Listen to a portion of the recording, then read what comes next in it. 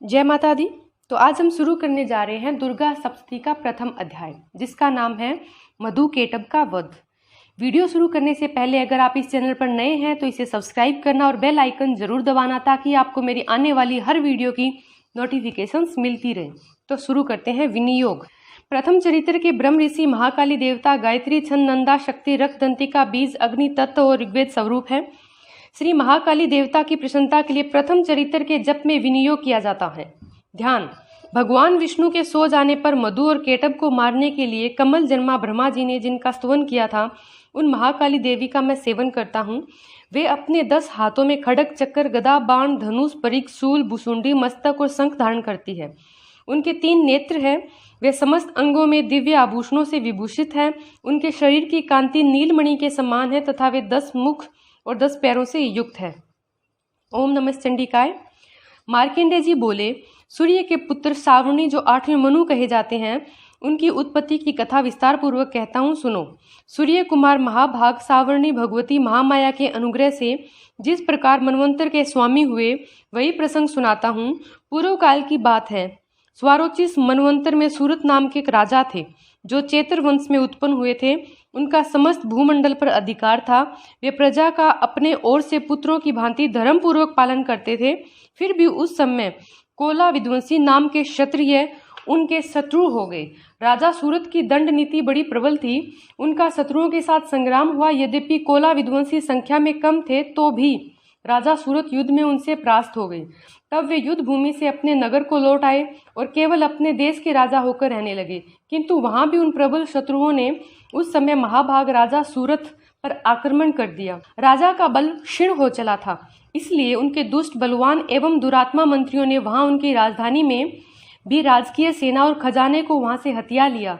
सूरत का प्रभुत्व नष्ट हो चुका था, इसलिए वे शिकार खेलने के बहाने घोड़े पर सवार हो वहां से अकेले ही एक घने जंगल में चले गए। वहां उन्होंने विप्रवर मेधा मुनि का आश्रम देखा, जहां कितने ही हिंसक जीव परम शांत भाव से रहते थे। मुनि की बहुत से शिष्य उस वन की शोभा बढ़ा रहे थे। वहां जाने पर मुनि ने उनका सत्कार किया और वे उन मुनि श्रेष्ठ के आश्रम पर इधर उधर विचरते हुए कुछ काल तक वहां रहे। फिर ममता से आकृष्ट चित होकर उस आश्रम में इस प्रकार चिंता करने लगे, पूर्व काल में मेरे पूर्वजों ने जिसका पालन किया था, वही नगर आज मुझसे रहित है। पता नहीं मेरे दुराचारी भृत्यगण उसकी धर्म पूर्वक रक्षा करते हैं या नहीं। जो सदा मद की वर्षा करने वाला और शूरवीर था, वह मेरा प्रधान हाथी अब शत्रुओं के अधीन होकर न जाने किन भोगों को भोगता होगा। जो लोग मेरी कृपा धन भोजन पाने से सदा मेरे पीछे पीछे चलते थे, वे निश्चय ही अब दूसरे राजाओं का अनुसरण करते होंगे।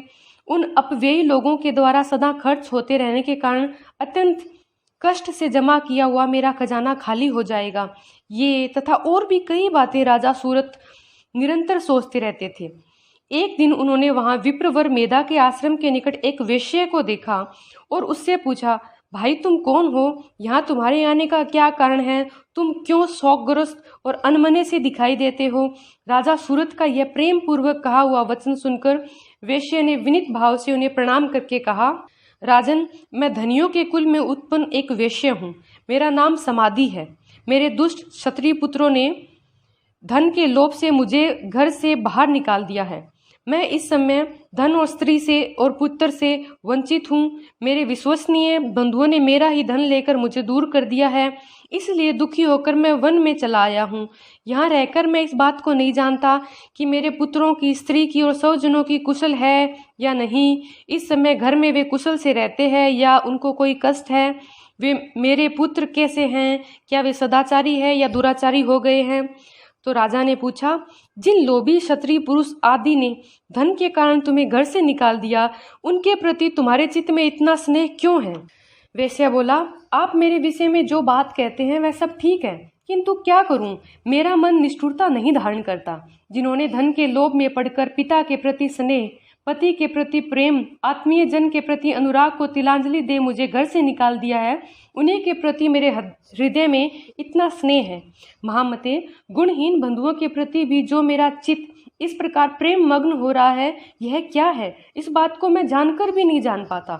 उनके लिए मैं लंबी सांसें ले रहा हूँ। मेरा हृदय अत्यंत दुखित हो रहा है। उन लोगों में प्रेम का सर्वथा अभाव है, तो भी उनके प्रति जो मेरा मन निष्ठुर नहीं हो पाता, उसके लिए क्या करूं?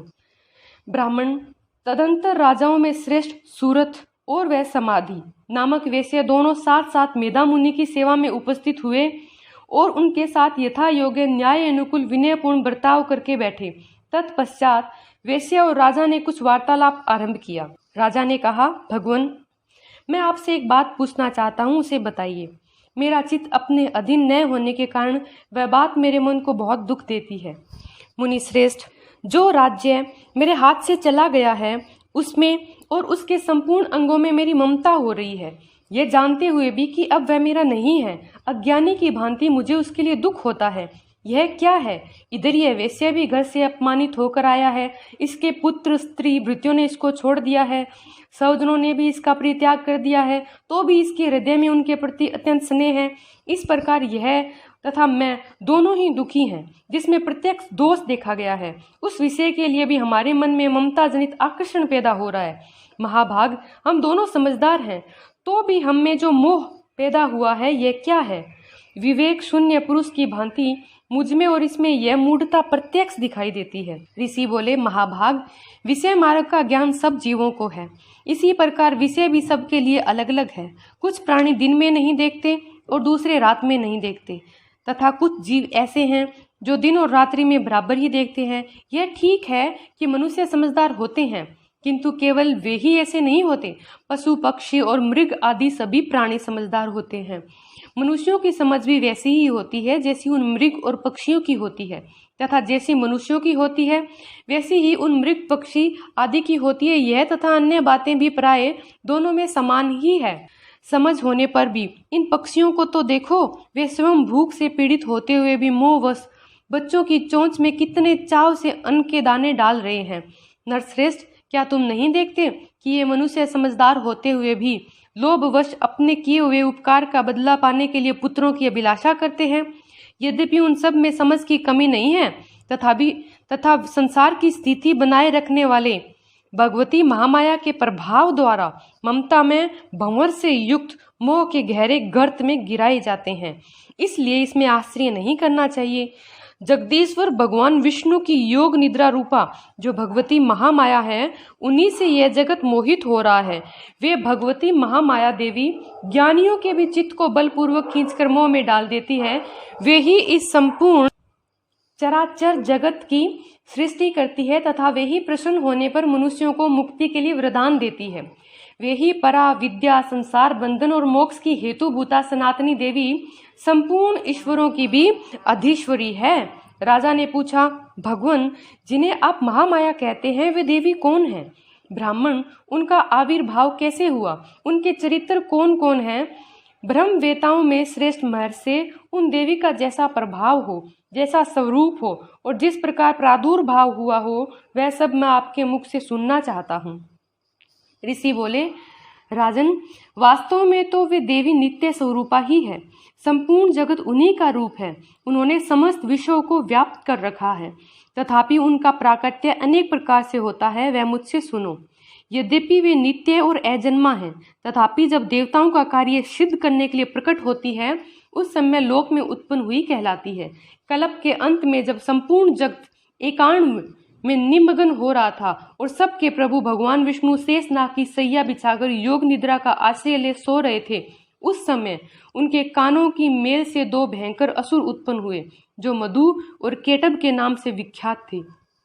वे दोनों ब्रह्मा जी का वध करने को तैयार हो गए। भगवान विष्णु के नाभि कमल में विराजमान प्रजापति ब्रह्मा जी ने जब उन दोनों भयानक असुरों को अपने पास आया और भगवान को सोया हुआ देखा, तो एकाग्रचित होकर उन्होंने भगवान विष्णु को जगाने के लिए उनके नेत्रों में निवास करने वाली योग निद्रा का स्तवन आरंभ किया, जो इस विश्व की अधीश्वरी, जगत को धारण करने वाली, संसार का पालन और संहार करने वाली तथा तेज स्वरूप भगवान विष्णु की अनुपम शक्ति है। उन्हीं भगवती निद्रा देवी की भगवान ब्रह्मा स्तुति करने लगे।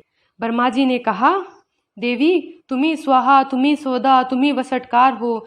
स्वर भी तुम्हारे ही स्वरूप है, तुम्ही जीवनदायिनी सुधा हो। नित्य अक्षर प्रणव में अकार उकार मकार इन तीनों मात्राओं के रूप में तुम्ही स्थित हो तथा इन तीन मात्राओं के अतिरिक्त जो बिंदु रूपा नित्य अर्ध मात्रा है जिसका विशेष रूप से उच्चारण नहीं किया जा सकता वह भी तुम्ही हो। देवी तुम्ही संध्या सावित्री परम जननी हो। देवी तुम्ही इस विश्व ब्रह्मांड को धारण करती हो। तुमसे ही इस जगत की सृष्टि होती है, तुमसे ही इसका पालन होता है और सदा तुम्ही कल्प के अंत में सबको अपना ग्रास बना लेती हो।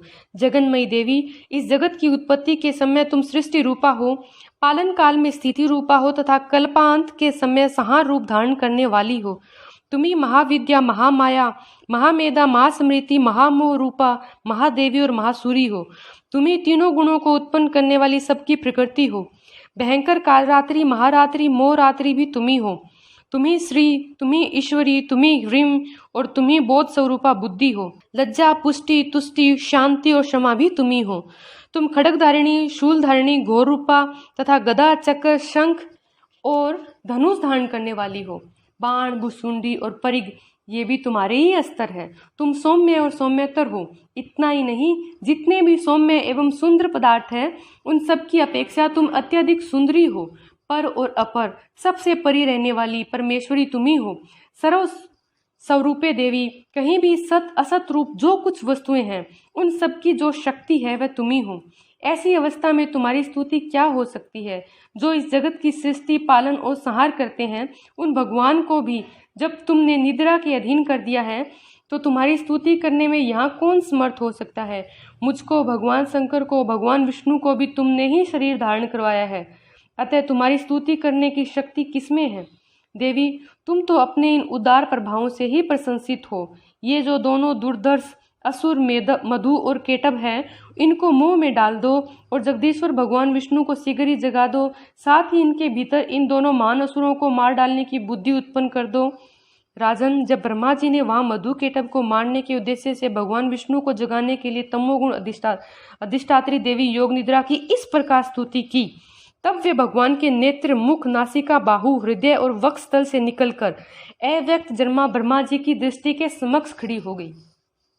योग निद्रा से युक्त होने पर जगत के स्वामी भगवान जनार्दन उस एकांत व के जल में शेषनाग की सैया से जाग उठे। फिर उन्होंने उन दोनों असुरों को देखा। वे दुरात्मा मधु और केटभ अत्यंत बलवान तथा पराक्रमी थे और क्रोध से लाल आंखें किए ब्रह्मा जी को खा जाने के लिए उद्योग कर रहे थे। तब भगवान श्री हरि ने उठकर उन दोनों के साथ 5000 वर्षों तक केवल बाहु युद्ध किया। वे दोनों भी अत्यंत बल के कारण उन्मत्त हो रहे थे। उधर महामाया ने भी उन्हें मोह में डाल रखा था, इसलिए वे भगवान विष्णु से कहने लगे, हम तुम्हारी वीरता से संतुष्ट हैं, तुम हम लोगों से कोई वर मांगो। श्री भगवान बोले, यदि तुम दोनों मुझ पर प्रसन्न हो तो अब मेरे हाथ से मारे जाओ। बस इतना सा ही मैंने वर मांगा है, यहाँ दूसरे किसी वर से क्या लेना है। ऋषि कहते हैं, इस प्रकार धोखे में आ जाने पर जब उन्होंने संपूर्ण जगत में जल ही जल देखा तब कमल नयन भगवान से कहा, जहाँ पृथ्वी जल में डूबी हुई ना हो, जहाँ सूखा स्थान हो वहीं पर हमारा वध करो। तब तथास्तु कहकर शंख, चक्र और गदा धारण करने वाले भगवान ने उन दोनों के मस्तक अपनी जांघ पर रखकर चक्र से काट डाले। इस प्रकार ये देवी महामाया ब्रह्मा जी की स्तुति करने पर स्वयं प्रकट हुई थी। अब पुनः तुमसे उनके प्रभाव का वर्णन करता हूँ। इस प्रकार मधु केटभ वध नामक पहला अध्याय पूरा हुआ। जय माता दी। अगर आपको ये वीडियो पसंद आई हो तो प्लीज़ इसे लाइक और शेयर जरूर करें। जय माता दी।